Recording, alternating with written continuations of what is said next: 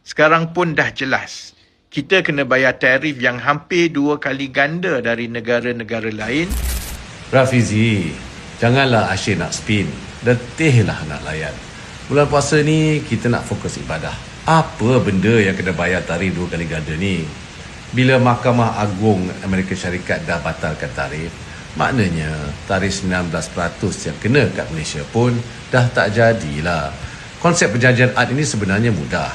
Dia macam insurans perjalanan. Masa nak melancong, orang selalu fikir, takkan jadi apa-apa. Tapi bila masuk hospital luar negara, bil boleh cecah puluhan ribu ringgit. Waktu tu barulah kita nak faham kenapa bayar takaful tu penting. AD ni pun sama. Kita bersedia dari awal. Sediakan payung sebelum hujan. Kita memang tahu kes mahkamah ini sedang berjalan. Tetapi kalau kita tunggu sampai kes selesai dan keputusan memihak kepada Trump, bagaimana? Barulah time tu kita terhegeh-hegeh nak mula berunding. Dalam perdagangan global hari ini, siapa lambat bergerak akan bayar harga yang mahal. Sebab itu kita mestilah bertindak awal.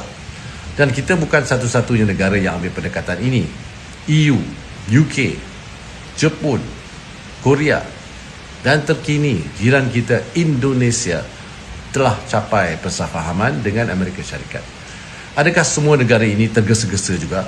Atau mereka juga mahu beri kepastian kepada industri-industri masing-masing? Akhirnya, ini bukan soal siapa paling kuat bercakap. Ini soal siapa paling awal bertindak untuk lindungi ekonomi negara. Kita pilih untuk proaktif. Kerana setiap keputusan perdagangan ini melibatkan pekerjaan rakyat dan masa depan industri Malaysia. Ada orang tunggu ribut datang. Lepas tu sibuk bercakap tentang cara nak selamat. Kita pula pilih untuk pasang payung awal supaya rakyat tak perlu basah dulu baru nak cari teduh.